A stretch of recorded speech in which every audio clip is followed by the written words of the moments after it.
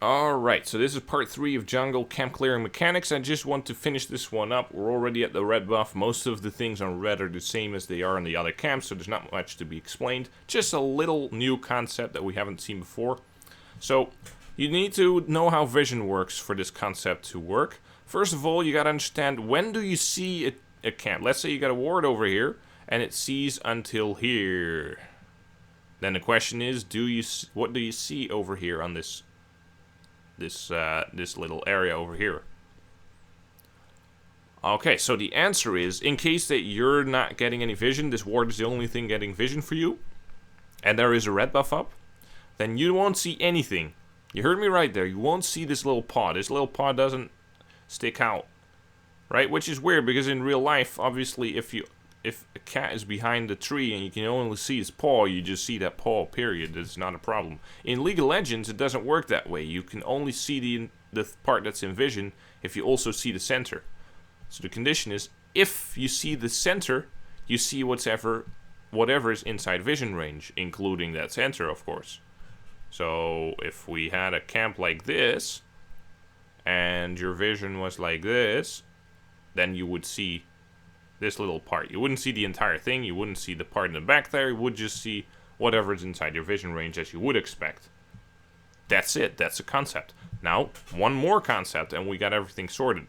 So our vision emanates from the center and needs to reach the center over here. We have way overkill on the vision, that's not a problem. But there's the terrain over here. Terrain is a really big deal. There's a lot of little mechanics behind the terrain. You need to have a straight line of sight between you and the red buff, but that can be a little bit tricky because right now it looks like we're barely getting it. That's because of the camera angle. So essentially, they can be a little bit devious, so just try it out. Try going in over here with the practice tool and walk over here until you can see the buff. That gives you the line that's essentially perfection, right? And then what you want to do is, so let's say you infer that line, right? Because you can literally just, if from any point here, as long as you can start seeing the red buff, you can just move somewhere in any direction. As soon as you see the red buff, you notice that point, and the line between the red buff and the terrain that you need to follow is going to be that line between you and the red buff at that point, right? So this is the center of the red buff. This is you just coming into vision. So now you got that line figured out, right? And that line works from whatever angle you approach it. It's always going to be whether you're inside this gargantuan field or not. So you got this line over here. And now you have an E range. Now in E range, you can just go travel down along this line and see where you would first hit your E. So let's say that's over here. This is where you can E at maximum range. So what you need to do when you're coming in from way behind here is you need to route the shortest path you can towards this point. Not towards the edge of the wall here, but towards this point, so you can leave a little bit of space. Starting to become a little bit of a racing game, except that you don't need to make turns and stuff. You can just click on this point and it's going to path you there as quickly as possible. That's all these little things. If you do that once in a game, doesn't do anything. If you do that 50 times in a game, 50 times half a second is 25 seconds. 25 seconds times 8 gold is 200 gold.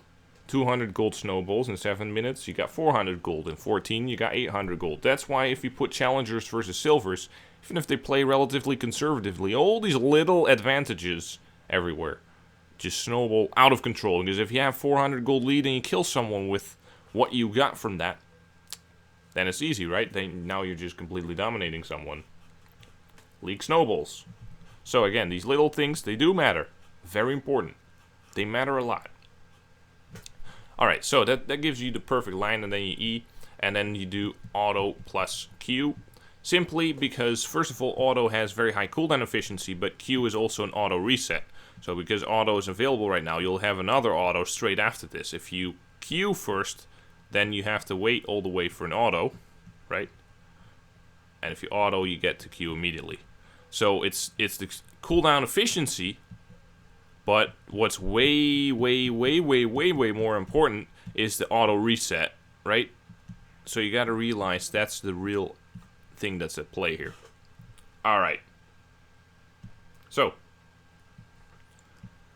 let's just go over my clear and like if we looked at what you didn't do, let's just a few things, right? So auto plus E. Going 2 autos for 1 auto of the red buff, right? And you can do that for blue and red. Little wolves, right? The first and second normal autos, no Qs.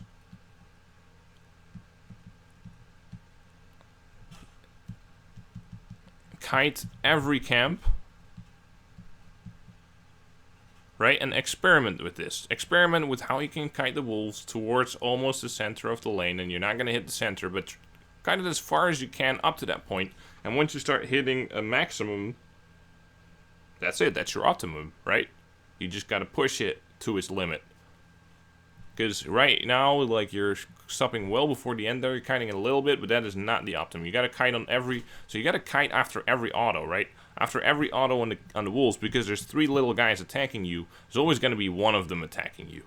Maybe the universe aligns and they're going to attack you with all 3 at some point.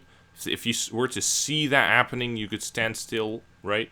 But usually you're gonna move after every auto. That's the simplest rule to follow. Again, if you make these generalizations, you're gonna have an easier time in a real game when you don't want to constantly focus on your camps, right? So, there's a couple of things you can do in a real game as well. So, 1 for 0 after leaving the blue buff. That's something I didn't do. That's something you and I didn't do, right? The 1 for 0 on blue, especially after it leaves the courage zone, right? If it never even drops courage, that means you're blundering. You're not kiting it enough. So you got to make sure that you let it drop, preferably to red. Get it to yellow consistently, and then try the red zone and killing it there. But in your real games, right, you're gonna make sure that it only drops to yellow, like. And when you see it drop to red, you're going to turn yourself inwards. If the camp's over here, you're going to turn inwards, and it's going to stop aggroing, stop dropping courage. So you got to realize, if you got the location on the camp over here, I don't know, I haven't tested if you can go both ways. I know that you can always step into the direction of the camp, so that's what I'm using here. If you turn, pretty sure it's both ways. I guess maybe... over here, I really don't know the mechanism behind it, but just make sure for now that you know that if you step into this direction and it shoots closer to where it came from, it's gonna stop dropping courage. So obviously, I don't know Riot's coding. I have to do trial and error just as much as anyone else, but that is a mechanism you can use in your real games, which I have to use sometimes. I notice I'm a little too enthusiastic. It drops from yellow to red, immediately I turn in. So yellow is the maximum, red is moving back in. That's your rule for real games. Alright, and you can always figure out the attack patterns. If 1 for 2 doesn't work, you can try, 2 for 1. Then 3 for 2 would be the next one.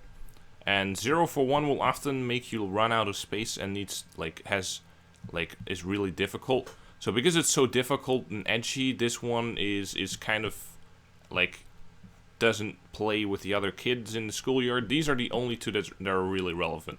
This is often on low attack speed champions. And feel free to break the pattern sometimes if you need to, but on Xin Zhao, for example, your E can fit in with this pattern. I can auto E and then move a little bit to the range, to the edge of the blue buff, and then move out again after doing another auto. Right, so just to demonstrate that, because this might be a little abstract, you might be, what are you talking about here? Let me demonstrate that at the start. So,